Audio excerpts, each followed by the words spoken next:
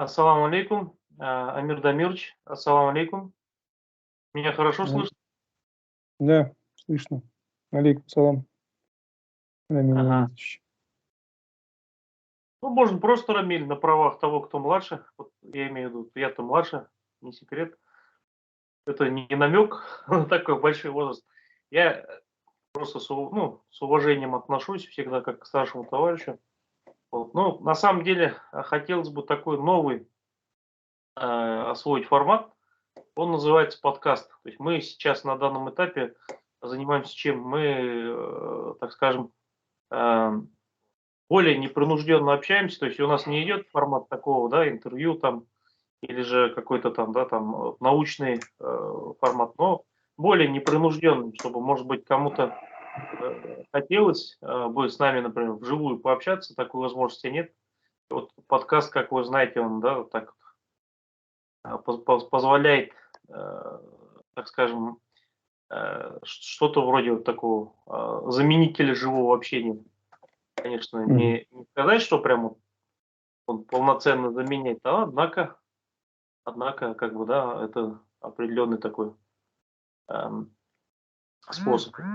Ну, что мне хотелось бы сказать, прежде всего, я хотел бы сказать, что вот, в настоящее время и в самом Ногайском мире, да, и вокруг ногайцев разного рода, да, вот, события происходят. Хотелось бы вот остановиться, к сожалению, все никак наш братский и родственный народ казахский не успокаивается, а конкретно вот недавно такие заявления были от Амантая Исина, казахстанского историка, в отношении нас, что, дескать, ну, в принципе, ничего нового-то мы, честно сказать, и не услышали, но все, так скажем, вертится вокруг чего? То, что вот, дескать, существует какой-то единый ногайско-казахский народ, вот, и там, да, общие у нас там деятели, все у нас как бы общее, и вот эти как бы дрязги и так далее, это все совершенно типа зря. Ну, в принципе, это настолько уже навязло в зубах, наверное, можно было бы это не трогать, если бы наши, опять-таки, да, так скажем, оппоненты не возвращались к этой теме. Что вот можете сказать по этому поводу вкратце? И я хотел бы выслушать ваше мнение, а там уж и самому, да, как-то с вами поделиться. Да, действительно, последнее его вот выступление Манта Исина, она больше имеет не сколько историческую, сколько политическую подоплеку. То Мгм. есть здесь мы наблюдаем попытку обосновать, так скажем, определенные там э, претензии, определенные, так скажем, э, исторические, территориальные и прочие, да, Мгм. в современном а, казахстанском политическом истеблишменте через вот как раз историю, через историю обосновать, удревнить и так далее свои вот нынешнее положение. То есть ни для кого не секрет, что это вообще носит такое название детской болезни при становлении определенных государственных образований. Мгм. К сожалению, от этой болезни, так скажем, не смогли избежать и вот ряд наших деятелей из соседнего государства. Вот. Амир Дамирович, простите, а вот Да, вы сами себя видите, я вас, к сожалению, не вижу. да, я вас Что? вижу. А вы сами-то себя. Себя вижу, да. Ага. В чем секрет? Я вы почему не вижу, интересно. Ага. Появился? Вот сейчас замечательно, сейчас я вас вижу, да, Мгм. замечательно. Ага. Мгм. Ну, вот посмотрите, Амир Дамирович, в принципе, опять-таки, я повторюсь, навязывал в зубах, да. Я вот вижу это таким образом, что создается некий конструкт, да, какой-то миф, как вот, например, у наших родственников из казанских татар, да, там и, так сказать, татарский проект, пускай там вот Мишари, может быть, даже нашего же народа представителя, да, которые вдруг захотели присоединиться к другому дереву, как вот какая-то прививка, да, ну, у них такой миф, что вот были татары, вот в Золотой Орде были татары. А тут, мне кажется, аналогичный зеркальный миф, я вот так вижу, что, дескать, был какой-то ногайско-казахский народ. Я вот это слышу впервые. Почему? Потому что в исторических источниках нигде не упоминается ногайско-казахский народ. Там, например, бывает нагаи, прежде реченые мангыты, да, там есть, кстати, ногайские татары.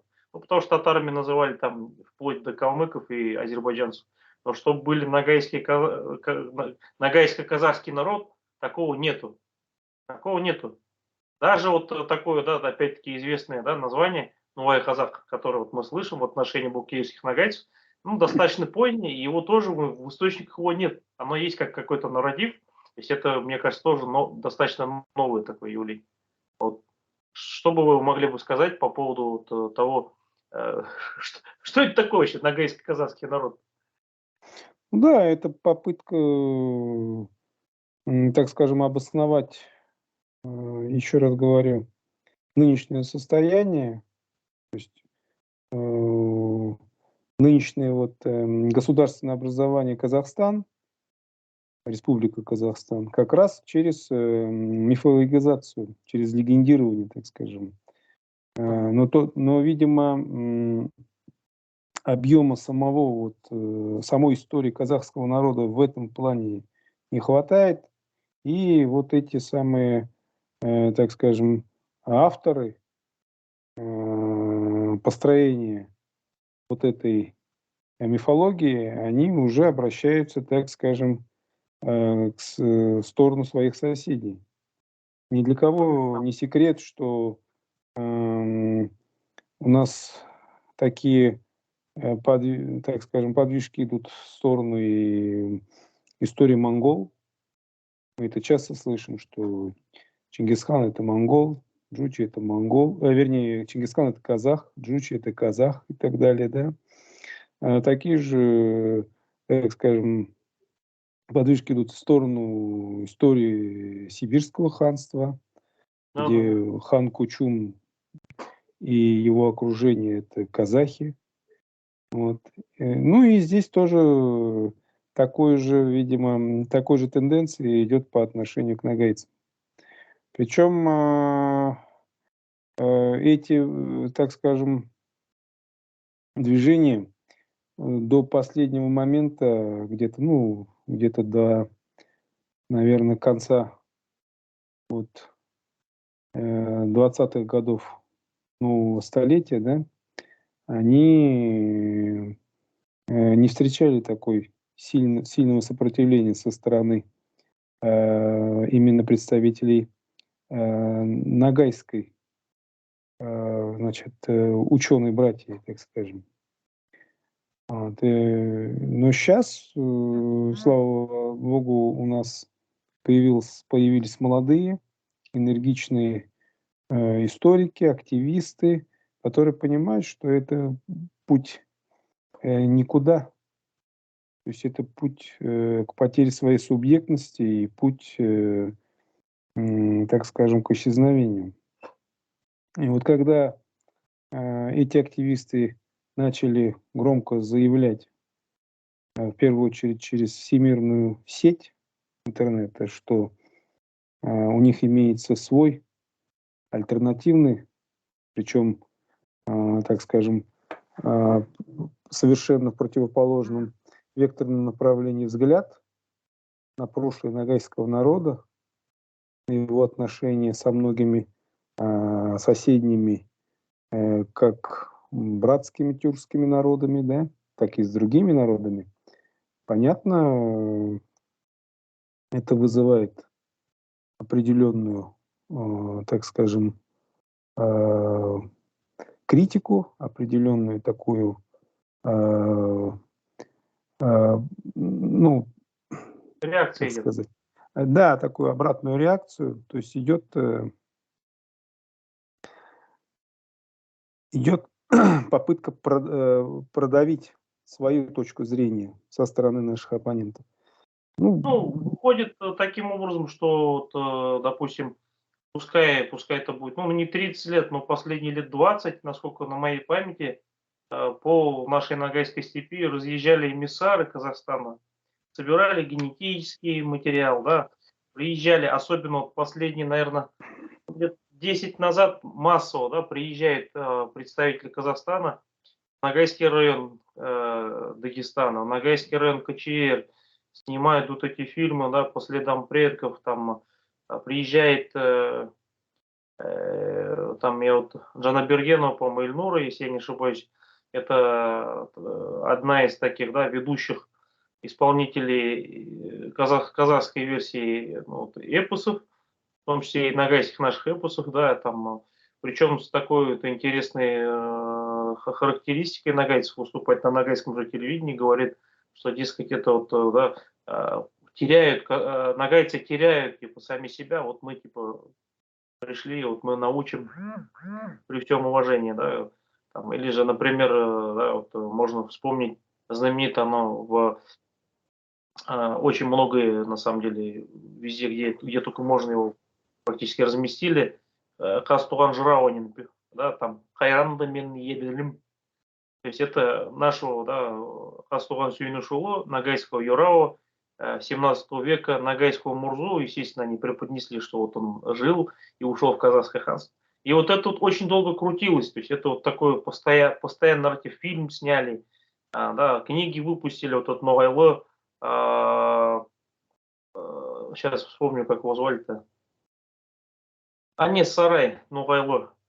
На самом деле Мурат Расильевич Заргишев-то не был первым издавшим его Ноғайлы. Первым, наверное, все-таки был Анес Сарай. Помимо Анес Сарая, там еще это самое, Аль-Кулянды выпустил аналогично, Ноғай журт, Едіге және Ноғай журт, что ли, или Ноғай ордасы, что-то вот такое.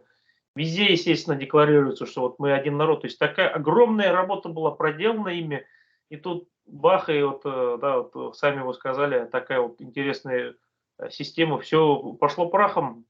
Вот это вот постоянное, да, давление на ногайский народ, оно вызвало ответную реакцию. Ну, не секрет, что я имел честь, да, участвовать там в круглых столах.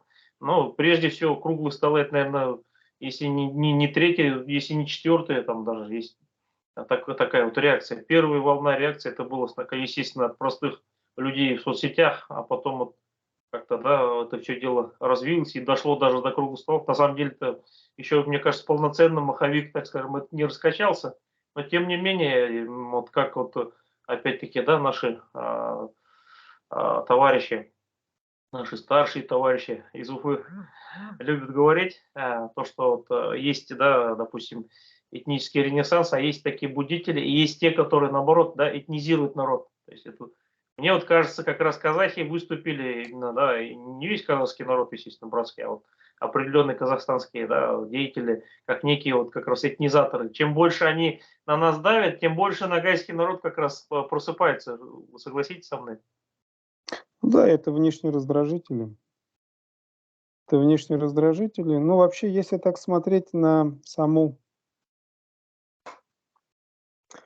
вот эту сам вот период, так скажем, э, возрождения ногайской идентичности в новейшей российской истории, да, то есть это уже вот постсоветский период, то здесь видно следующее. То есть можно определять делить его на определенные этапы. То есть первоначально нагайцы как бы начинали осознавать, кто они такие.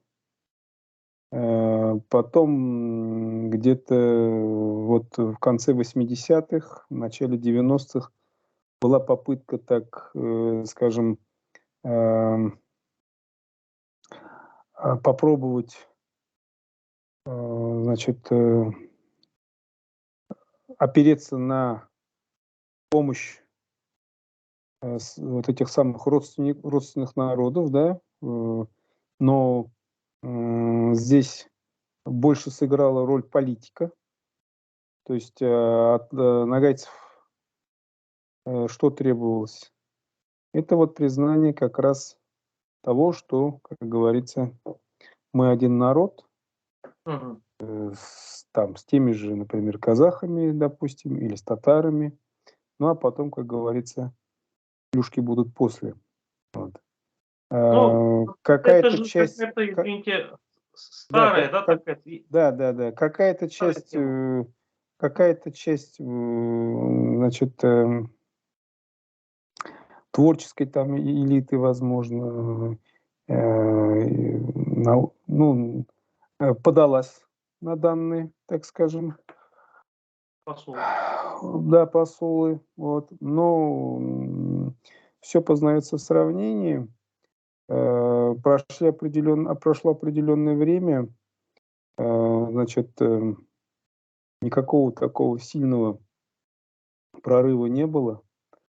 Вот, поэтому начали, так скажем, уже извлекать внутренние резервы. То есть подросла молодежь, подросли новые, так скажем, кадры, да, которые уже вот в конце вот как раз прошлого десятилетия уже сказали свое слово. Ну и, соответственно, уже эти активные молодые люди, они начинают работать, так скажем, современными методами. Вот этот сетевой проект, называемый Ногайская Орда, дал свой результат. Здесь свою роль сыграли и внешние раздражители, как вы правильно а, сказали. То есть это со стороны определенных кругов соседней республики Казахстан и с Казани. Ну и свою роль сыграла, видимо, и вот та политизация переписи, которая у нас проходила буквально вот недавно. А я хочу сказать следующее. Вы правильно подметили, что были сняты фильмы, были выпущены книги вот на протяжении вот этих десятилетий в этих самых, значит, соседних республиках. И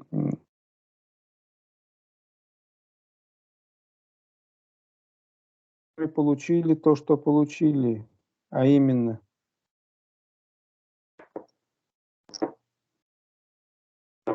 значит, смотрите, слабость вот этой самой научной основы этих фильмов, книг показала что? То, что их в пух и прах, так скажем, разметали не какие-то там доктора исторических наук или там кандидаты, а молодые люди там уровня там студентов, аспирантов или просто активистов. Почему? Потому что, ну, мы понимаем, что эти самые произведения, так скажем, в кавычках, они не имеют никакой исторической основы. Вот. И поэтому эти самые такие воздушные, условно говоря, замки или замки, как говорится, на песке, они очень без прочного фундамента, они очень быстро рассыпаются. Я думаю, в дальнейшем они будут таким упреком как бы в глазах вот этих самых идеологов из этих самых кругов так называемых этномиссионеров, да, от Ну, нашего если братского народа. позволите, я вот что хотел сказать, я хотел бы, да, действительно, один момент здесь подчеркнуть. Дело в том, что такие-то книги выходили далеко не только же, далеко не только в Казахстане. Мы знаем то, что, да, в Татарстане вышла книга «Нугай Ордасы», в том же, кстати, по-моему, 2003, если я не ошибаюсь, году, в каком вышла и книга вот эта новелла, либо там вот, ну, небольшой разбег, автор Марсель Ахмедзян. Там, Да, естественно, утверждалось, да, на полном серьезе, что вот нагайские татары, да, то есть мы никакие не нагайцы, мы нагайские татары, мы часть татарского народа. Вот он, ну, естественно, он там автор приводит многочисленные родословные, но при том родословные в основном башкирские. Либо они да. действительно, да, тех этнических компонентов, даже, может, и ногайского происхождения, но которые вошли в состав башкирского народа, вот. Или же те, которые составляли какую-то верхушку, да, то есть это какая-то дворянская такая страта, вот, которая, в принципе, не смешивалась. Вот там основная идея какая там, да, вот такая идея, что вот, дескать, были, да, вот эта ордынская верхушка, там, будь это Казанское ханство, там, Сибирское, Крым, да, но вот именно в Казанском ханстве вот эта ордынская верхушка была, там 4 клана, Аргын, Шерин, Барын, Кыпчак, которые, вот, кстати, примерно аналогичная эта система была, да, в Крымском ханстве, да, она и была позаимствована. Мы знаем, что представители крымских династий, да, Гиреев сидели на Казанском строне периодически, и мы знаем о том, что еще была Ногайская дорога, и был мангытский выход, мангытский юрт Казанского ханства, мангытский юрт, и они платили дань. Вот, но вот такая идея у них, да, то есть у татаристов, сейчас говорим не обо всем братском татарском народе, именно, да, у некоторых одиозных там, лидеров, да, будь это там Дамир Валерьевич Исхаков, там, да, там, а, будь это там, например, Лерун Знаю. Измайлов, да, там, да, Исмаил Лерунович Измайлов, да, там и так далее. То есть речь идет все-таки не обо всем татарском народе, да, о некоторых деятелях. Искандер Измайлов, простите. Так вот, они говорили о том, что вот эта верхушка, ее вот называли татарами, дескать, якобы они сами себя так называли. А вот по этой причине вот она включала татным населением, с теми самыми ясачными чувашами и все, так скажем, да. Но мы прекрасно знаем, что даже вот по дворянам, да, 19 века русским, женись он на крестьянке, да что там про них даже говорить, про дворян, если даже, да, мы помним историю с князем, великим князем, он же был Константин Павлович, помните, история вот это между царствием, между Да, Александром и Николаем Первым. Он женился сейчас на простолюдинке, да, и он лишился права быть, оригинальный брак, да, да, барганатический брак, то есть он лишился этого права. органистический, Женись ты, да, органистический женись ты вариант. на крестьянке, ты лишаешься своего статуса. Это же не только у европейских народов было, ровно то же самое было у наших, да, то есть у кочевых, да, тюркских народов, к коим, кстати, казанские татары не имеют абсолютно никакого отношения, претендуя, кстати, на ордынское наследие, да. То есть, ну, собственно, где же тогда, да, связь между теми, кого называли татарами, и теми, которые сейчас себя так называют. Вот. Ну, вернемся, да, вот как раз к этому, да. Издают эти книги, в одних этих книгах, да, вот этих, в этой макулатуре, которая издается в Казани, или в той же, да, аналогичной, с теми же идеями, только в казахскую сторону, в Казахстане. Там они утверждают, что мы часть казахского народа, практически одно и то же. А там, имеется в виду в Казани, утверждает, что мы часть татарского народа. При этом ни те, ни другие себя одним народом не сознают. То есть казахи себя с татарами не считают одним народом. Как и татары, да, татары с казахами. Ну, то есть взаимно. Они друг друга одним народом не считают. И, в принципе, да, самому даже недалекому наверное, человеку понятно, что и народ никак не один.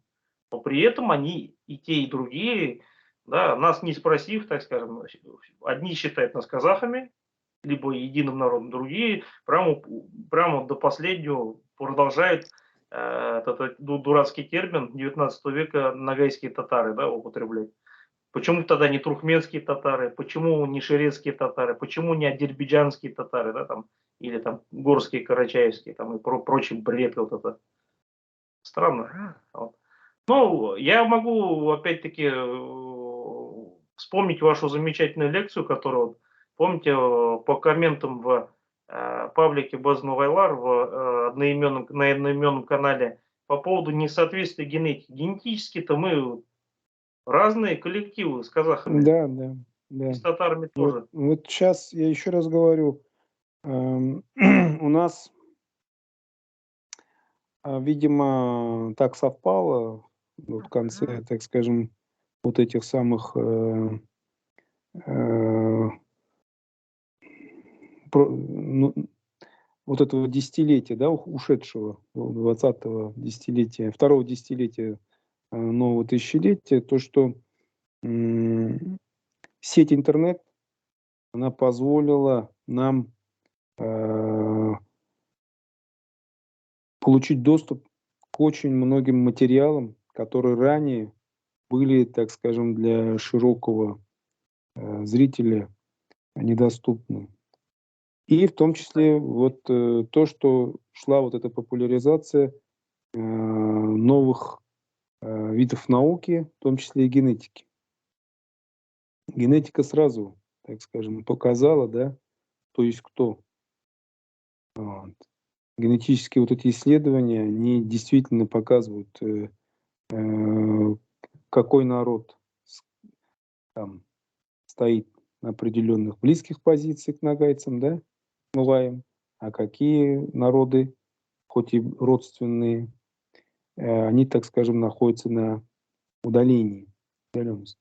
Вот мы говорили про, допустим, близость генетики и прочее. Ну, если посмотреть исследования по тем же средневолжским народам, то ближайшие по генетике народы, близкие к современным казанским татарам, это ни для кого не секрет, это чуваши. Аутосомно. Да, аутосомно. Но при этом их что отделяет? Их отделяет культура, религия, язык и прочее, да? Вот. А другой пример. Ну, возьмем башкир и тех же самых средневолжских татар. Ну, язык у них, в принципе, такого сильного отличия, да, не имеет. Мне кажется, даже юртовско-ногайский вот диалект, да, на котором вы говорите, он Да. куда дальше отстоит от казанско-татарского, чем, собственно, башкирский. Там вот в башкирском, Башкирский, да. помните, да, вот эти специфические звуки, д, Да, там, да, дар, да. дар, а практически словарный Да, запас, да, грамматика, там, да, песни одни и те же. Там. да, да. Но при этом башкиры не считают себя одним народом с казанскими татарами, как в свою очередь те тем же им отвечают. Я имею в виду на бытовом уровне. Политики, Я, да, там извините, со стороны. перебью, Кешернус, простите мою невоспитанность. Помните ситуацию, когда Валерий Александрович Тишков предложил записываться татаро-башкирами, как бы через Да, дефис? Отказались и те, и другие. казались и те другие, совершенно верно. Вот. Поэтому здесь это все видно, но, видимо, все-таки со стороны башкир такое сопротивление, оно было, так скажем, успешным еще в плане того, что все-таки у них есть своя автономия, свои институты, и они вот дали им возможность от этой татаризации, так скажем, ну, отбиться, а потом перейти в контрнаступление, особенно вот с Имеете в виду севера, 20-е запад. Да, года да, 20 да, века, да, да? да, Да-да. да, да, еще тогда, потом уже постсоветский период, то есть в конце вот прошлого века, это все активно там у них шло. Среди нагайцев, видимо, Ну, нашу интеллигенцию проек, проектант, выкосили в 30-е годы. да, проектанты, что вот этого татарского национального проекта, да, что казахского национального проекта уже как бы давным-давно похоронили, понимаете? Вот, считали, что, а наследие решили, так скажем, Распилить. либо распилить, да. Вот. При этом вы помните, что даже вот Дамир Исхаков, он такой видеообращение еще у него было к казахам, да, что мы вот претендуем на наследие вот такой-то там, такого-то крыла Орды, вот, там вам, мол, делать нечего, а мы вам отдаем только вот там восточную Там, часть и да, так там далее. западный и восточный Да, крыло, да, там была да, такая да, речь, да, то, да. что мы, То у есть, нас есть договоренность, типа западные, это Ак-Орда это нам, Синяя Орда это вам, а там мы будут там башкиры, будут там сибирские татары, крымские, как бы да, вообще не вспоминают. Хотя фактически, ну, все мы знаем, что они жили-то на периферии, и, да. ну, То есть такой своеобразный Верденский договор они хотели устроить, но у них ничего не получилось. Вот, потому что, как говорится, аппетит приходит во время еды, да, и нация строителей со стороны соседнего государства, видимо, им мало того удела исторического, который им выделили нация строителей из Казани. И вот такой у них своеобразный такой конфликт там произошел. Но Ну, здесь вообще-то, простите, они, я насколько знаю, провели вот это 700-летие основания, да, Золотой Орды, ну там в данном случае это понятно, да, 750 там, лет, да. да-да-да, Улус, Жучи совместно Мгм. провели они, то есть там такая какая-то идиллия произошла, да. Вот, то есть, в принципе-то они вроде как и союзничают, и в гости к другу есть. Вот последний визит, вы помните, в Татарстан-то они как раз поехали все наши эти большие друзья в кавычках. Ну, наши оппоненты. Да. Но это уже, так скажем, дела минувших дней. Сейчас главным для них раздражителем являются вот эти активисты из среды нагайской молодежи, которые показывают свою уже субъектность, так скажем. То есть вот появилась вот эта третья сила, Ну, если которая позволите, вот как я это вижу, вот мне интересно ваше мнение, вы согласитесь со мной нет, или нет? Вот в последнем вашем видео вы сказали, да, о трех флагах, то есть это, например, да, синий с волчицей, ориентированный, честно сказать, на Турцию. Ну, в Турции это, мы сами знаем, конструируют, там великое прошлое, да, там тюркские каганаты и так далее. Естественно, все это делалось под себя, под тюркскими силами. И наши попросту, ну, передрали это дело, да, и ну, не в обиду, конечно, нашим замечательным там Сраждину, Саймадиновичу Батыру и прочим, да, Ядхан Ерерову, но тем не менее, понятное дело, что оно так и есть, как бы, да. Второй этап это у нас Мурат Заргишиев, да, Мурат Расиевич Заргишиев с белым флагом, вот, который, да, сначала был с двумя тамгами, потом стал с одной, был с кругом, потом без круга. И есть, кстати, да, такой инсайт, и имеется информация, что изначально флаг он был красным, потом он побелел.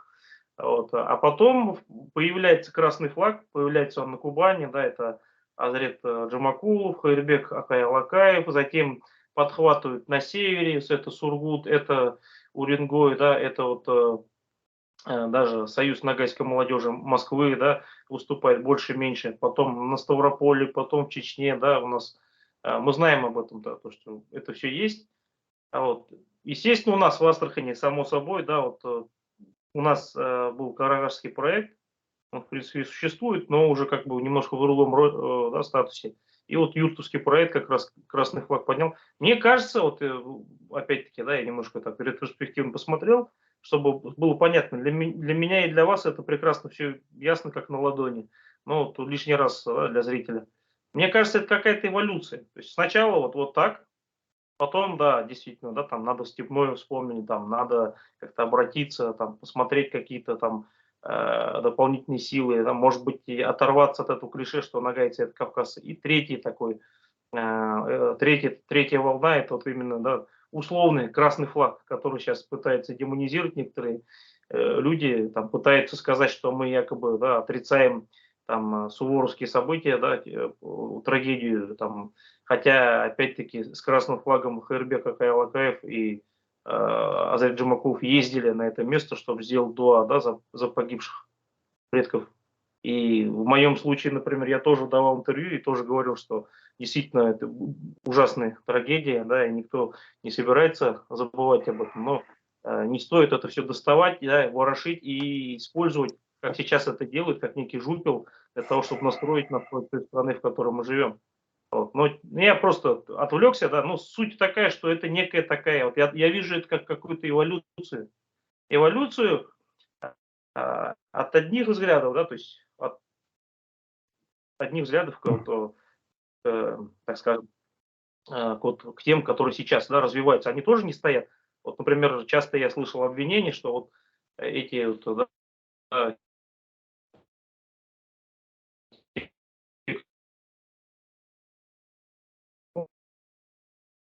Мы видим, что сейчас, например, в Астрахани у нас, да, представители, активисты ногайского движения ДГ возрождает ногайскую юрту, именно ногайская, потому что ногайская юрта, она отличается от среднеазиатской, да, там, от некоторых других. Вот, собственно говоря, ну, стрельбу из лука возрождает и так далее. Разве это не степное, да, там, ничего. То есть, ну, я вижу это как некий такой процесс эволюции. Как видите это вы? Согласитесь вы со мной? Или же вы думаете, что некоторые предлагают сейчас, например, некий триколор принять? Вот, и будет забавно, потому что это будет смотреться весьма похоже либо на флаг Франции, либо на флаг России, если эти три полосы использовать, триколор. Что вы думаете? Ну, я вам скажу так, символизм, он присутствует везде, поэтому нужно всегда выбирать правильные символы. Вот. Тем более нужно думать не только про то, что как эти символы работали в прошлом, какую смысловую нагрузку имели они в прошлом, то есть в средние века, там, в древнем мире, в новое время. Но нужно смотреть, какую они имеют смысловую нагрузку в нынешнем мире, в котором мы с вами живем. И надо смотреть не только на прошлое, но и немного смотреть на будущее. Понимаете, сейчас у нас в мире, в принципе, такая обстановка, что старые правила, старые вот эти, так скажем, договоренности, они все уходят в прошлое. И правила новые, которые будут где-то лет через 5, через 10 работать, они только-только пишутся. И весь вопрос, кто их будет писать. Мы будем писать или за нас их напишут. Поэтому мы в этом процессе должны участвовать. Несмотря на то, что там какая численность у нас, есть ли у нас там, условно говоря, автономия или республика, или ее нет. Она, в принципе, и вот эти понятия автономной республики и прочее, они в новой наступающей реальности, они уйдут в прошлое. Вот. Поэтому вот символизм должен быть именно в том понимании, в котором его понимают сейчас. Вот. Ага, ну, если позволите, что же... Синий цвет. Да, мы его символизируем традиционно с небом, Коктенгри, тюркский свет и так далее. Но это понятия были доисламские. То есть сейчас нагайцы, они находятся совершенно в другом идеологическом поле, так скажем.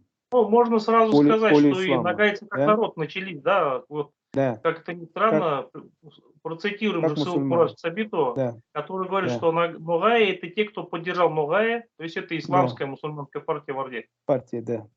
Поэтому, да, это наше, как бы, мы имеем право вот на это историческое наследие, синий цвет, но если брать современный мир, современные понятия, а мы живем с вами не на необитаемом острове, и надо мыслить намного, выходить за пределы регионов, да, в этом понятии, в идеологическом и так далее. Синий цвет, он символизирует, ни для кого не секрет, это либерализм. Что такое либерализм? Мы с вами уже нахлебались, так скажем, за вот эти 30 лет после распада Советского Союза. Да? Он показал всю свою античеловечность, когда в этом обществе человеку, как говорится, не друг, а враг, а волк. Вот. И каждый сам за себя. А мы знаем, что наши предки по такой идеологии не жили. У нас была совершенно другая идеология. То есть это всегда чувствовать поддержку своего собрата, да, спина к спине, чтобы, как говорится, ты мог там надеяться на поддержку твоих близких, своих товарищей и так далее. Все это либерализм он уничтожает. Там Ну, понятие если вы позволите, подменяется. а Вот. либеральный вот Белый... этот проект, А? ага, Что? либеральный этот проект, он же еще все-таки силен в России. Вот он, Он силен, да, но сейчас вот эти специальная военная операция в Украине показывает всю, так скажем, антироссийскую сущность вот этого самого либерального проекта. Понимаете? И его уже будут, так скажем, сливать. Не только у нас в стране, но в целом в мире. Вот. ну, опять-таки не секрет, что определенные элиты, и даже большая их часть в Татарстане, она ориентирована на Запад.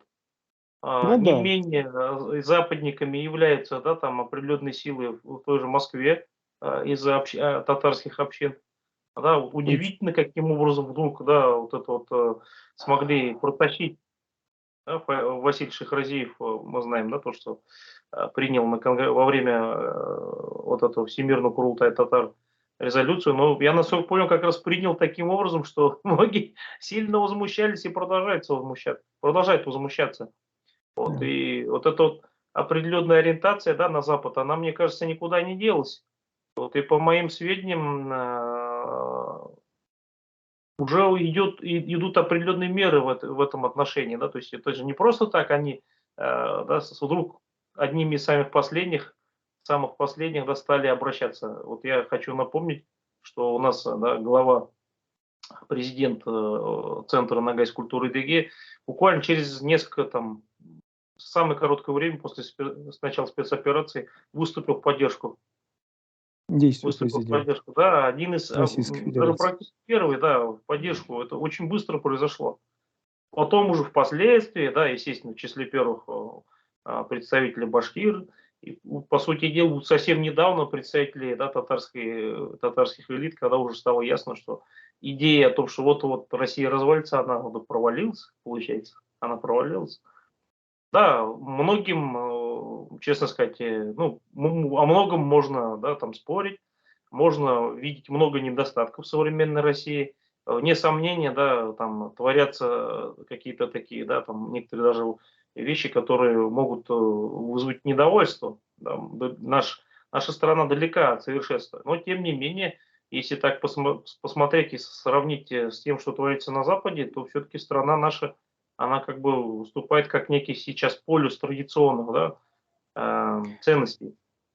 Ну да, И вот, недаром были приняты поправки Конституции, где как раз было сказано, что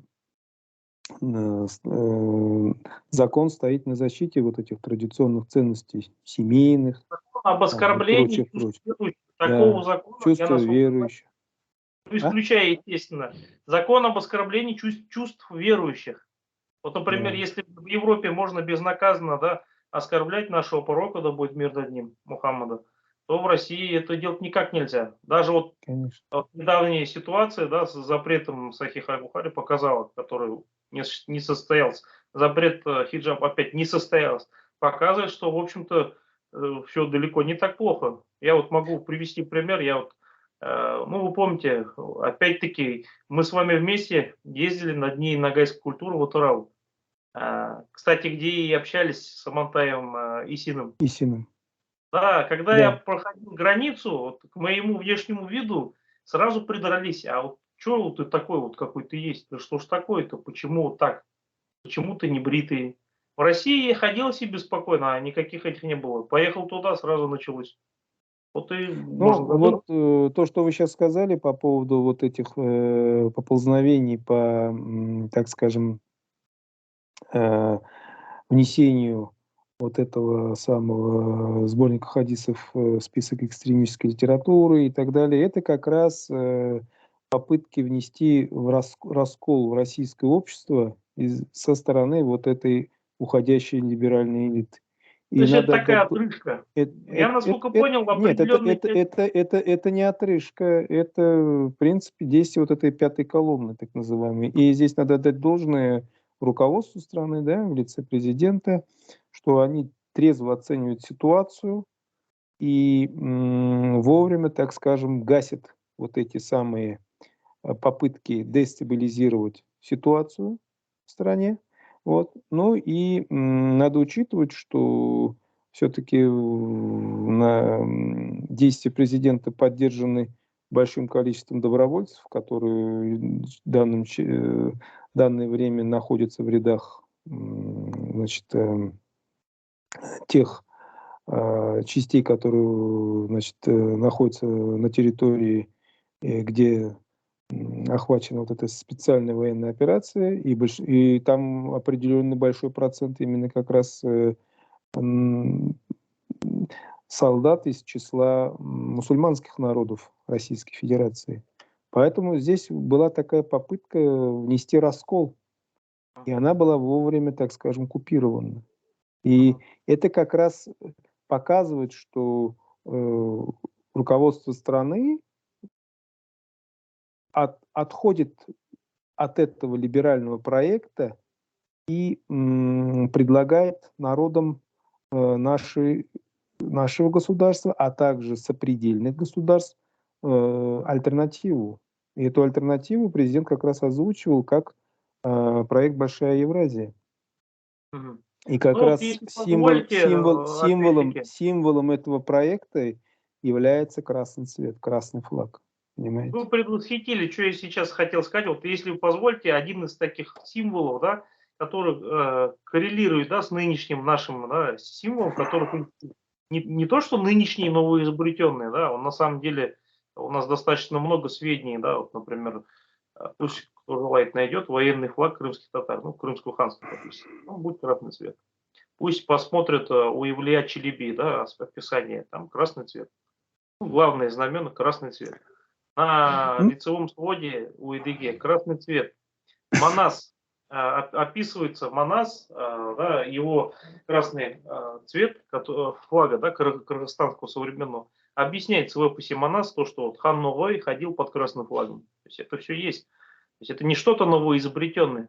Вот. И, наверное, поэтому изначально, опять-таки, да, Мурат Расильевич хотел красный ввести, а потом почему-то раз и что-то пошло не так.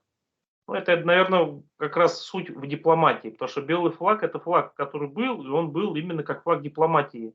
Либо флаг, когда надо как-то все вот порешить. Мы знаем, да, суворовские вот эти самые, да, трагические, страшные события, которые, да, сопровождались жертвами, они сопровождались тем, что как раз подняли белые флаги, чтобы Ну да, договориться. белый Да. цвет, да, это цвет переговоров, цвет дипломатии, цвет сдачи, условно говоря. То есть это когда идет потеря субъектности. Понимаете? Или Ну, либо попытка договориться, да. на поле битвы белый флаг, он слабо различим для тех воинов, которые идут, условно говоря, в атаку, например. Понимаете? Если Он позволите, даже... я вот заметил еще один интересный момент, простите мою невоспитанность, Мгм. вот, ну, не могу не задать.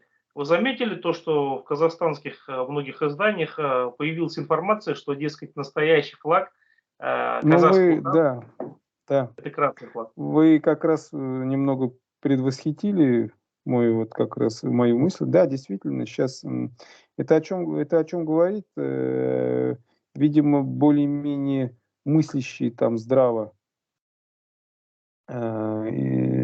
люди поняли, что действительно красный флаг, красный цвет, он действительно такой дает определенный заряд и так далее. Ну, я не удивлюсь, если авторами этого самого красного флага версии Республики Казахстан является Новая Казахи, представительство Новой Казах. Возможно, и это там что-то сыграло, да.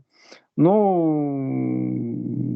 возможно, они увидели, что действительно красный вот этот символ в Ордынский лице, цвет, ордынский. да, цвет ордынский и так далее, но в современных реалиях он сейчас заработал как раз в нашем проекте, в том проекте Ногайская Орда.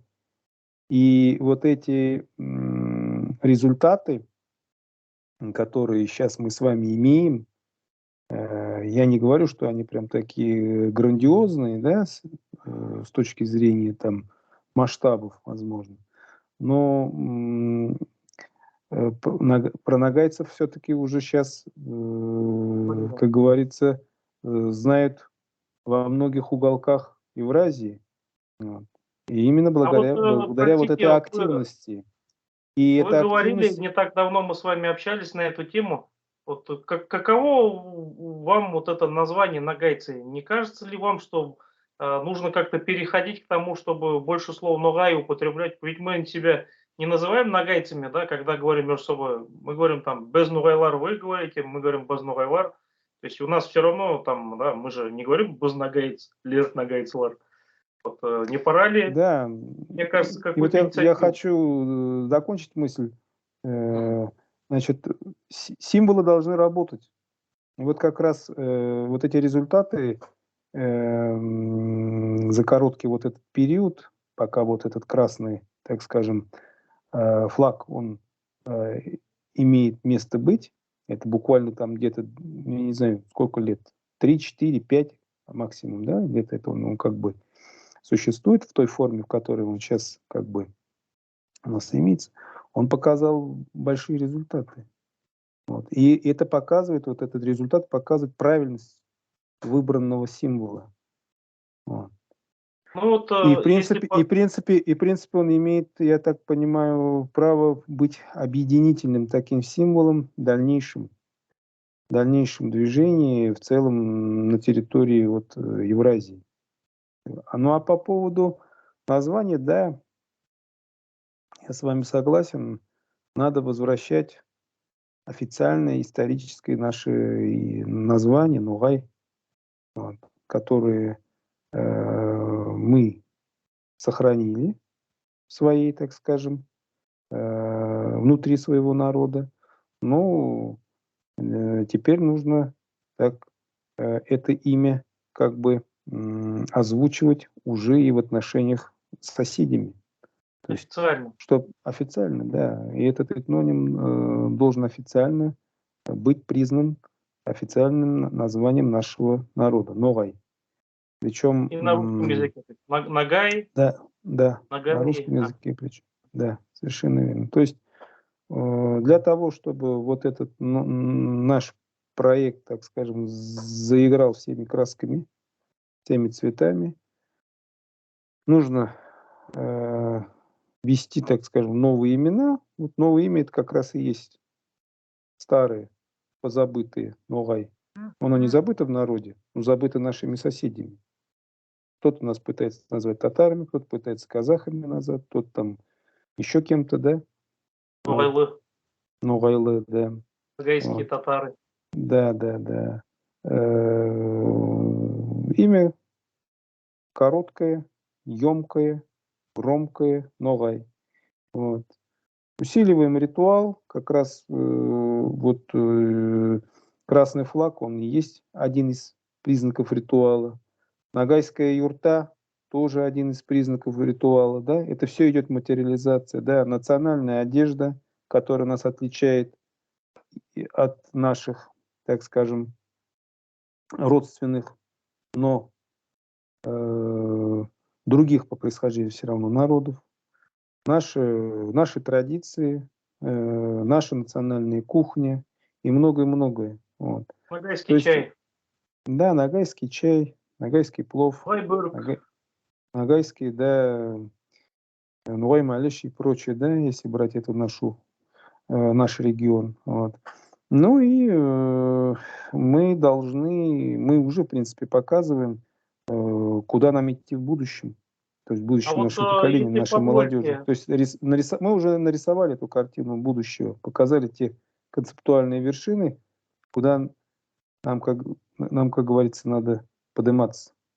В определенном случае мы уже там концептуально. Пока никто это не предложил. А мы уже там. Поэтому остальные, так скажем, находятся сейчас в роли догоняющих. Ну, это радует. вот, если позвольте, меня интересует такой момент. В голову мне пришла такая идея. Ведь, по сути дела, вот вы упомянули башкиры и татары. Что их отличает между собой, если язык похож? Генетика, в принципе, тоже близка, это не секрет. Вот, хотя у них значительно больше степного, конечно, у башкир. Но есть схождение, так или иначе. Кухня похожа, да, тот же там самый уак-белиш будет, там, пускай будет Мгм. чак-чак, ну, башкирский чак-чак, он больше, крупнее, да, отличает наличие кумыса, да, как вы видите, вот я вот вижу, что башкир отличается тем, что это полукочевой народ, башкиры отличаются тем, что это воины, которые участвовали, да, во всех войнах России, плюс еще и восстание поднимали. Башкиры имеют родовую структуру, тамги, да, то, что вот у меня напрашивается такое сравнение, что вот именно и юртовцы, в принципе, среди нагайцев наиболее подходят. У вас был служилый статус у юртовских ногаев, то есть в состоянии в казачьем, либо в состоянии так и называемые юртовские татары, это же сословие, а не национальной принадлежности реальности. То есть это служилый статус, да, принимает шерть и начинает служить государю, и за это, да, получает возможность освободиться от каких-то налогов, учуги получает земли, да, полукочевой статус, как и у башкир тоже, не полностью, не тотальный, да, кочевой этот образ жизни, а вот именно полукочевой, кочует и доходит до яйка, жаек, вот это слово, яй, жай, это литовка. Кстати, Павел Мгм. Иванович Небольсин это упоминает. Кочуют, поднимают восстание, как и поднимали башкиры. Вот недавно на канале Базновый Лар вышел материал, посвященный тому, что в восстании Разин участвовали, и в восстании, на самом деле, восстание, в Астраханском восстании, да, вот прокатилась, помните, волна во времена правления Петра Первого, Кондратия Булавина и так 1705, далее. 1706 Да, года, да. да, приходит Бахтыгерей, султан Кубанский, они выходят к нему и соединяются с ним. И причем под названием юртовские, да, татары выходят, ну, фактически это, естественно, сословие, повторяю, да, это не значит, что это реально татары были, как это многие любят.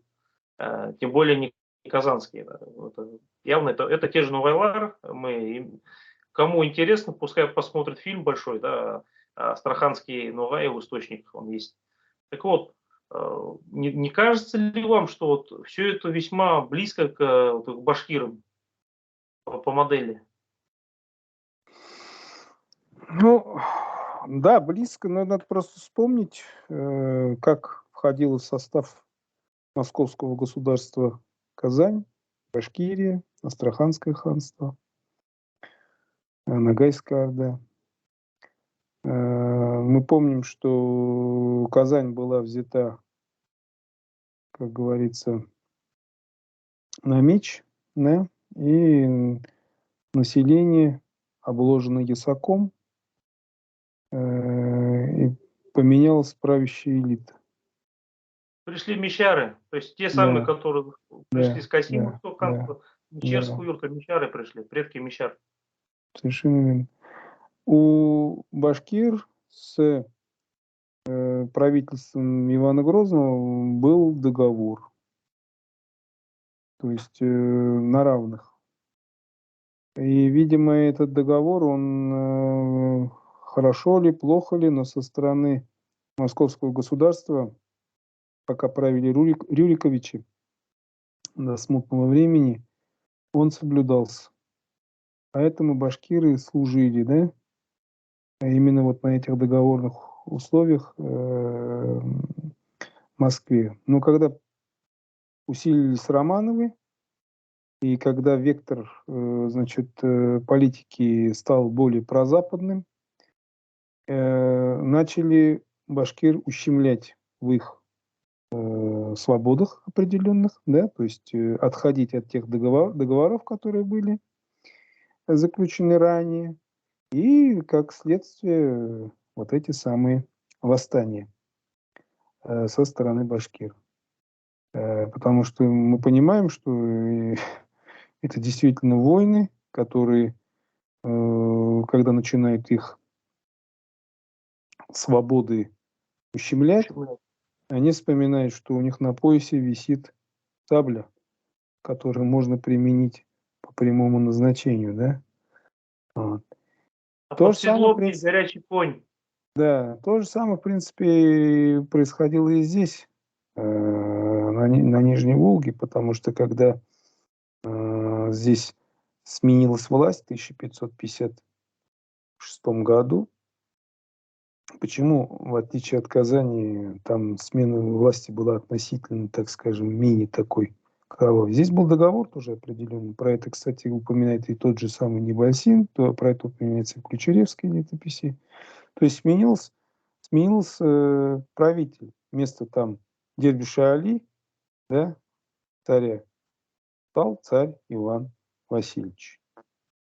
Ну, И, если позволите, это и, упоминал была, и еще была подписана шерть, Татищев. то есть договор, да, по которому для здешних, значит, ну, для здешних жителей, как знати, так и служивого, сохранялись определенные, значит, свободы, определенные, значит, договоренности за их службу.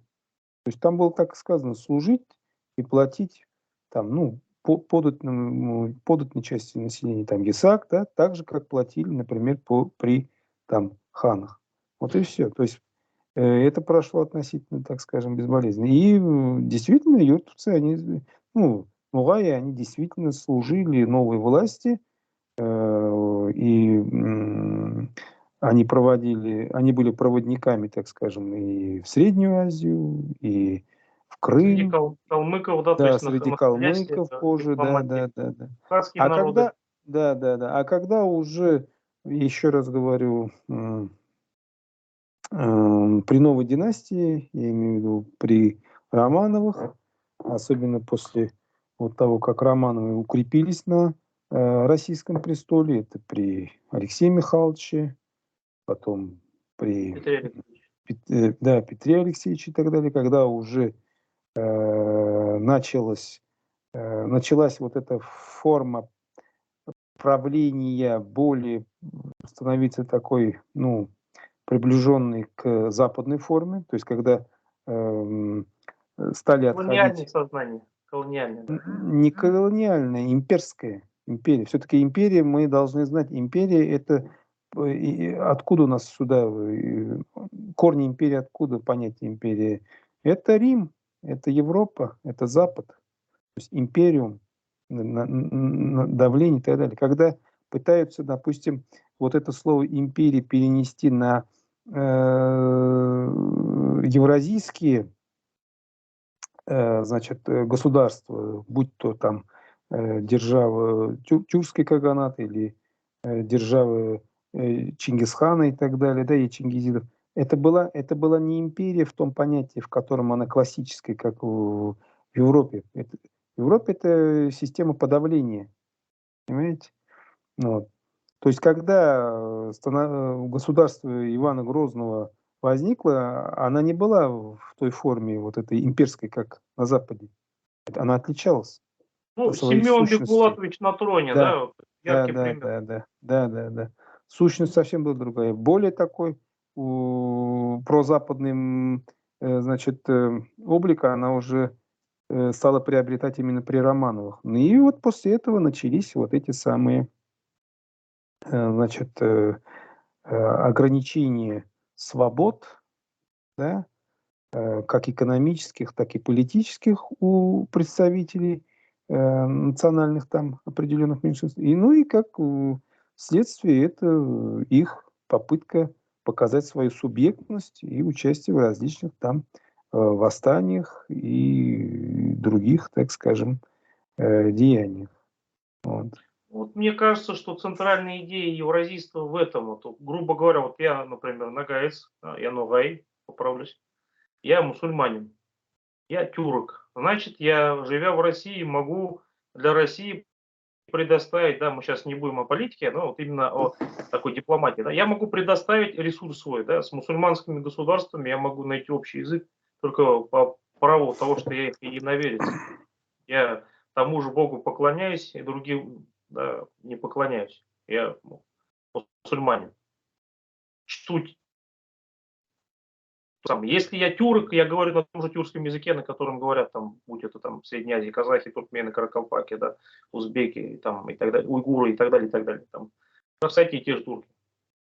Если вот эти две мои, да, вот эти, так скажем, ипостаси взять, ну, разве это не ресурс для российского государства? Ну, конечно, ресурс. Но Вот. здесь смысл, здесь, понимаете, еще в чем идея, я думаю, евразийства, в чем, что должно ее туда привлекать народы? Это справедливость и неотвратимость наказания. То есть мы помним, что в тех же самых вот этих государствах исторических, про которые я вам говорил, там же все-таки было вот это главенство закона, и независимо от твоего происхождения, вероисповедания и прочего-прочего, если ты нарушил закон, ты за это отвечаешь. Неотвратимость закона. Вот, начиная там от Мгм. представителя золотого рода, да, условно говоря, и заканчивая там последним там Харачу, ну, если это брать империю Чингизидов, да. То есть вот эти По-нашему 64, по-тюркски Каракше. да, Харакши, да. Да, вот эти 64 закона Ясы, они показывали неотвратимость вот этого самого Ну, я хочу наказания. сказать, после И принятия ислама религия была личным делом каждого человека. То есть ты мог поклоняться кому, как говорится, тебе хочется, да, кому там, ну, любому богу, да, это твое было личное дело, это то есть твой, так скажем, твои отношения с Богом, как говорится, это были твои личные дела. То есть никто тебе не навязывал, что ты должен исповедовать определенную какую-то идеологию. Главное, ну, чтобы это не наносило, главное, чтобы это не противоречило закону. Вот и все. ну, я хочу сказать, что и после принятия ислама, да, это, кстати, неоднократно совершавшийся, да, такой постоянный откат к язычеству и принятие ислама. Началось-то оно, естественно, да, с Берке, хотя есть некоторые сведения, что Бату уже тайно, но принял ислам. Затем это Ногай, племянник Берке. Затем, после того, как Тахта, который, кстати, использовал булгарскую тамгу, его косвенно, не напрямую убил. После этого возродил это дело Узбек-хан. После Узбек-хана возрождал Эдиге, наш пращур. И не случайно, видимо, было выбрано имя Ногай. Но суть остается таковой, что в Золотой Орде сохранялись большое количество христиан. Никто насильно не заставлял принимать мусульманскую религию. Да даже если не будем брать Золотую Орду, возьмем, да, арабский халифат, там прекрасно существовали и христиане, и иудеи, и даже буддисты, о чем я говорил в эфире совместном, да, с Арваном Кармановым, общественником из Калмыкии. То есть вот эти вот идеи, в принципе, о сосуществовании, да, о терпимости, я даже не хочу слово толерантность использовать, потому что его уже изгадили как только могли. В принципе-то она есть и продолжала существовать. Получается так, что и первый период московского государства, и период становления, это его евразийский период, когда она, да, совместила самое лучшее с той и с другой стороны. А потом получается такой откат. Но я могу сказать, что на самом деле в 19 веке, например, казахский хан Джангир, да, он был, при том, что он был русским чиновником, да, российским чиновником, генерал-майором, да, он и получал, да, пенсион там и ездил, да, на ну, в том числе, по-моему, и на коронацию Коронация. бывал, да, он общался, прекрасно общался с русскими чиновниками, блестяще владея русским языком, европейский обычай, но при этом он сам кричал азан, сам проводил намаз и даже переводили по его приказу, да, ханафитские, да, и прочие, да, эти книги по шариату. То есть, значит, и суд, и расправа осуществлялись по шариату. То есть был такой полиюридизм. Понятно, что там российская система законов она была, но она допускала вот это дело. То есть, видимо, все-таки не все так плохо было и в Российской империи, ну, именно в этом отношении. Там то же самое можно сказать это о первых годах существования советской власти, когда, опять-таки, наш Абдурахман Исмаилович Умеров ездил в Дагестан и изучал шариатское производство в советское время. Вот, и при этом потом вот такой опять поворот и закручивание гаек. Очень интересно, как вот это все дело объяснить правильно. И нельзя ли из этого какие-то выводы сделать? Ну, выводы какие можно сделать? Вот сейчас вы говорите про имперский период России, да? Там, да, действительно велась разновекторная политика по отношению к национальным меньшинствам. То есть в центральных губерниях она была одна, а вот в тех регионах, которые были включены в состав империи относительно, так скажем, недавно, да, то есть это в XIX веке и так далее, там проводилась более такая, скажем, избирательная политика по отношению Вот там даже с горцами, да, сохранение местных адатов, судопроизводства этого религиозных судов, в той же самой Центральной Азии, Средней Азии, там, на Кавказе и так далее, да, потому что здесь как бы понимали, что э, если начнут усиливать определенные там, оказывать определенное давление, да, то это может вызвать ответную реакцию. Тем более мы знаем, что в том же самом Афганистане, в Индии, да и в Иране, и в Османской империи были сильные позиции на тот момент Великобритании. Поэтому Британии, ну, британские миссионеры, так скажем, вот эти самые военные и эмиссары. так далее, да, эмиссары, да, они могли воспользоваться этими и в любое время, так скажем, ситуацию раскачать в этих регионах. Поэтому таким образом империя проводила свою такую политику в этих регионах. В период становления, ну, советской власти, правильно, сперва советская власть, она вела такую относительно лояльную политику по отношению к национальным меньшинствам. Почему? Потому что, ну, в первую очередь, если вы помните, гонения были направлены против официальной церкви бывшей Российской империи, такой с православной. Когда уже с нею, как говорится, расправились, наступила очередь других традиционных религий, конфессий. Но здесь тоже нужно, так скажем, смотреть по периодам.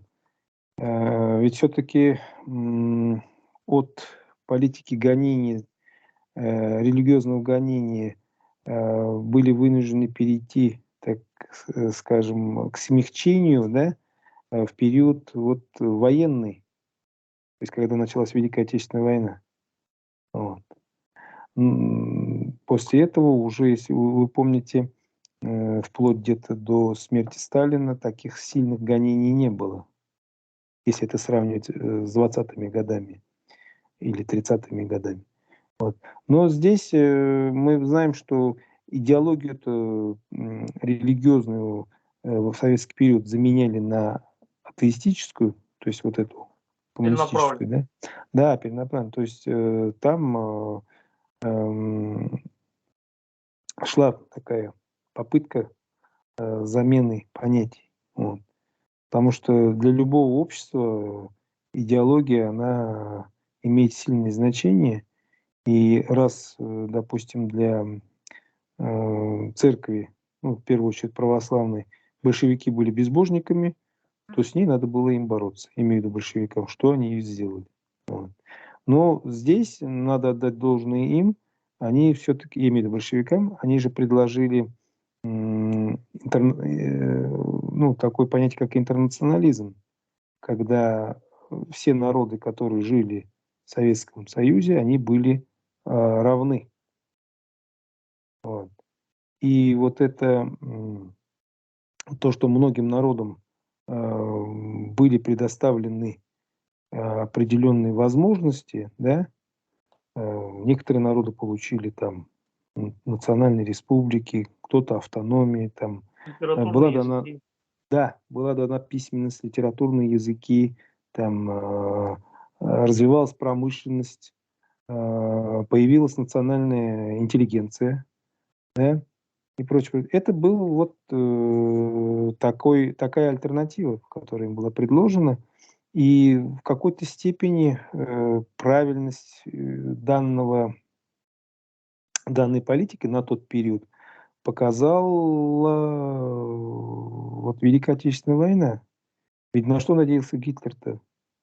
Что сейчас, когда он нападет на Советский Союз, все вот эти национальные меньшинства, и в том числе и вот Турки. эти, нет, национальные меньшинства раз, а также представители вот Здесь. угнетенной части там русского населения, вот эти потом, ну, раскулаченные там и прочие, да, начнут, так скажем, массово переходить на сторону вермахта, чего не произошло. Вот. Типичный пример, даже если брать вот две эти мировые войны, первую и вторую, да, допустим, на примере возьмем нашего братского казахского народа. В 16 году, если вы помните, на территории Казахстана была попытка провести такую мобилизацию трудовую, причем, когда, по-моему, Тургае это было, если не ошибаюсь, когда хотели часть населения из числа вот как раз казахов направить на трудовые вот эти работы. И там было же восстание поднято. Вот, пришлось там подавлять это все и так далее. А берем уже Великую Отечественную войну, ну, знаменитая Памфиловская дивизия, которая формировалась в Средней Азии, которая была укомплектована всеми почти народами, которые жили там, да, в том числе и казахами. По-моему, где-то 25%, что ли, там было казахов. Там были киргизы, узбеки, русские, украинцы и прочие, прочие, да. Они же защищали именно как раз столицу нашей Родины, Москву, и не пропустили. И такой пример можно привести и с другими народами А вы не Советского думаете, Союза. что вот такая вот непродуманная национальная политика по закручиванию гаек, она и привела потом впоследствии к развалу Советского Союза? Мне кажется, целенаправленно использовали некоторые западные силы, да, вот эти вот националистские, я не говорю национальные, а именно националистские устремления для того, чтобы, так скажем, разрушить всю эту систему. Как вот с этим бороться? С одной стороны, мы понимаем, да, то, что вот, интернационализм это хорошо, да, а национализм в том виде, в котором, да, например, его там пестуют, особенно сейчас, да, вот это актуально, это плохо. Но как вот найти эту золотую середину? Не является ли евразийство такой вот хорошей матрицей, да, для того, чтобы найти межконфессиональный, межнациональный мир и, соответственно, двигаться дальше с сохранением традиционных ценностей? Да, евразийский проект как раз это и предлагает. То есть все народы должны быть равны в этом проекте, независимо там от численности, независимо от территориальности и прочего, прочего. То есть каждый там внесет свою лепту в это общее дело. Вот, потому что, еще раз говорю, нам делить нечего. Вот. Единственное, вот эти попытки стравить народы, живущие на территории России, Большой Евразии и так далее, они идут извне. Почему? Потому что наши оппоненты или партнеры, как их наш президент называет, да, они видят, что в случае, если действительно на этой огромной территории внутри континента сложится вот такой проект, он будет очень сильным конкурентом как западному вот этому условно христианскому миру, да, ну западный я имею в виду вот этот Западную Европу, так и восточному, вот этой самой Китаю и прочему, да, и другим регионам. То есть Здесь, видимо, вот этот страх на генетическом уровне, который в свое время, когда действительно народы, жившие вот на этом пространстве евразийском, после того, как они смогли объединиться, вот это разные исторические периоды в составе там евразийских вот этих держав, да, в составе Орды и так далее, ну, внушили, что в Западной Европе, что значит, жителям вот этой Срединной империи и так далее, да, он до сих пор у них сидит там на генном уровне. Поэтому они и боятся возрождения вот этого самого панрегиона в лице Ну, вот этой самой евразийская, большой Евразии. вот последний, наверное, на сегодня, потому что мы очень хорошо пообщались, времени достаточно немало прошло с начала нашего эфира, но вот один из последних моих вопросов, и, наверное, будет последний.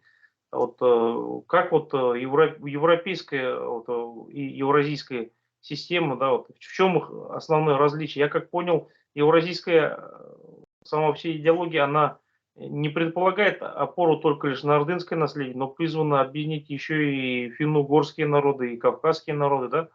То есть, правильно я понимаю, да?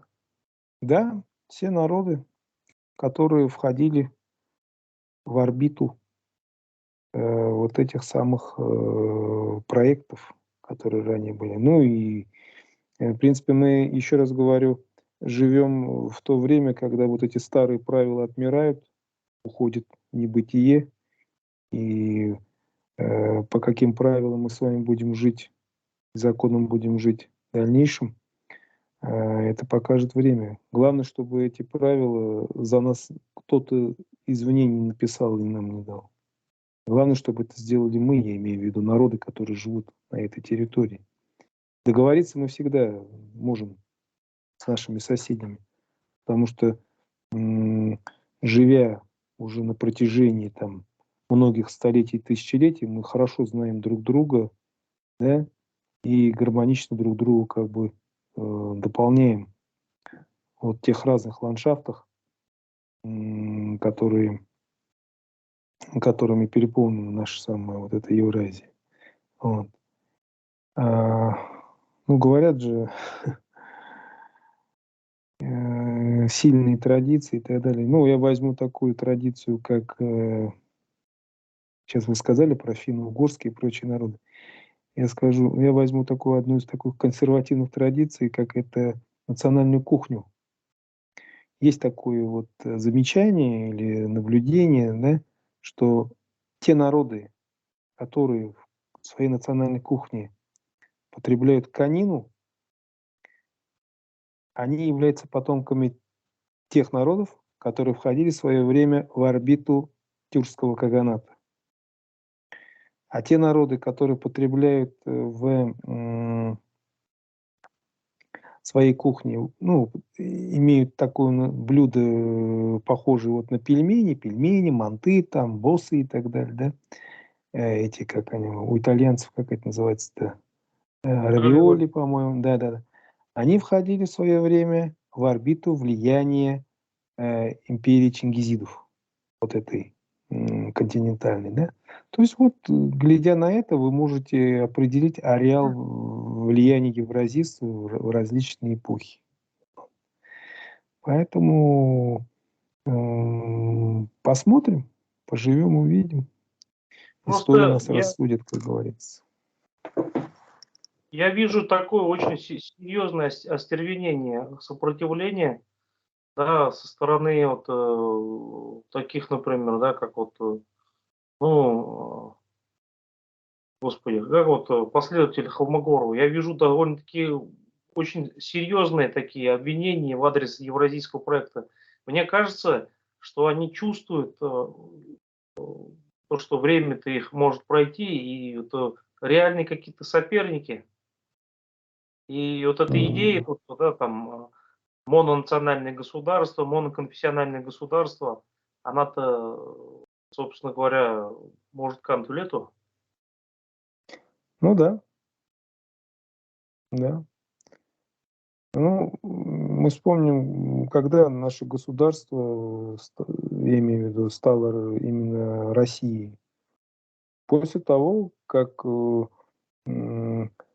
политика, вернее, политика Ивана Грозного, да, раздвинула границы Московского царства за пределы уже, так скажем, э,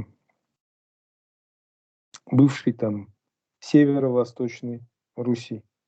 То есть когда началось вот это продвижение на Поволжье, в Сибирь и так далее, и когда в состав государства вливались новые народы. Вот. И страна стала уже полиэтничной и поликонфессиональной. Вот она и зародилась так. Понимаете? А национальность и прочее, она просто может привести к распаду России. И этого добиваются ее противники. Вот таким, подкладывая такую мину, условно говоря, замедленного действия. Вот. И руководство понимает, я так вижу, что это путь такой обмана, путь разрушения, и поэтому заявление в первую очередь значит, лидера страны о том, что Большая Евразия – это цивилизационный проект, это многого стоит. И я думаю, в этом направлении, если будет двигаться наше государство, у нас, как говорится, у всех народов, которые живут на этой территории, большое будущее. У всех причем. Амир Дамирович, огромное спасибо за сегодняшний такой замечательный разговор, беседу. Вот мне кажется, можем еще очень долго с вами общаться. И я был бы очень рад, на самом деле. И еще, я надеюсь, пообщаемся. Вот, огромное еще раз, да, и Куб Свобол за то, что вот вы всегда, да, такую очень очень содержательную информацию подаете, структурированную. Вот я надеюсь, да, что вот, в будущем мы продолжим наше такое общение. У нас, Рамиль Владимирович, сегодня такой тоже определенный символизм в нашей этой беседе от начала до конца. Да? Начали мы с вами с таких националистических, так скажем, этих, как его, поползновений определенных идеологов, представителей соседних нам, родственных нам народов, да, а закончили такой вот довольно такой вот объединяющий идеи евразийства.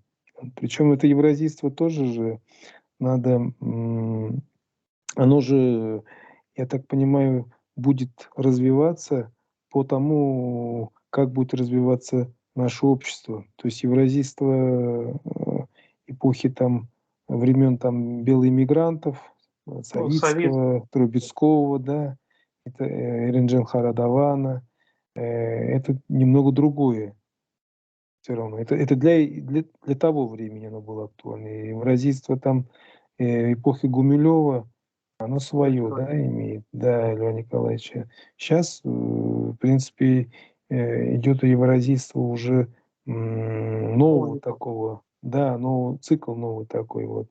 И я же говорю, вот правила, они еще как бы не написаны, их пытаются писать, да и, в принципе, никто еще, не Ну, помню, не написал их.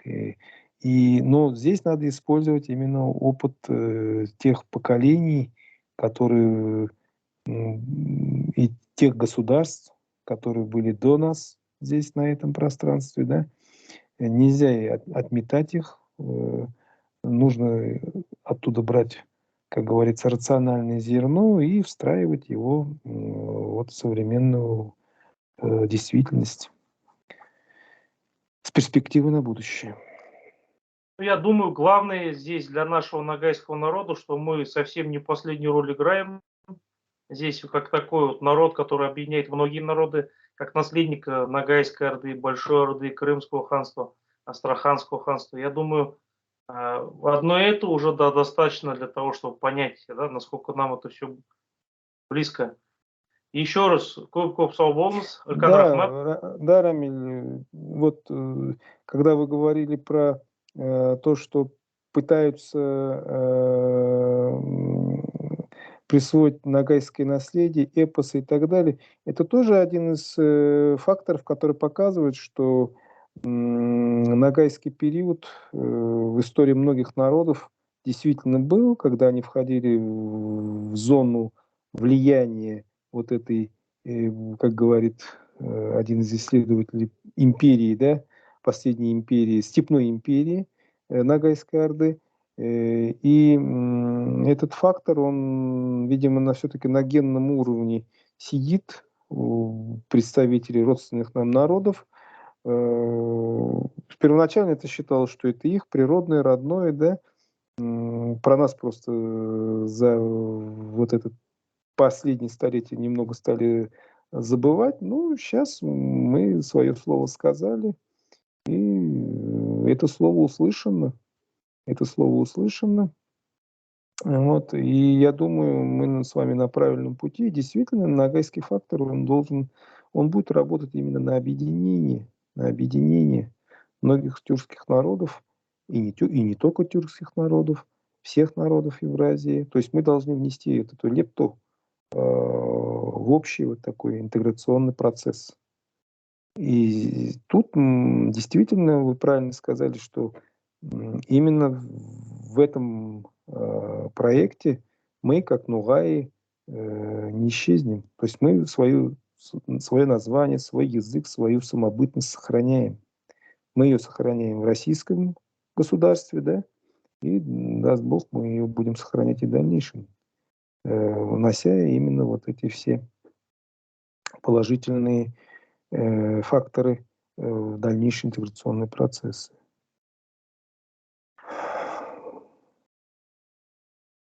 Ассаламу алейкум.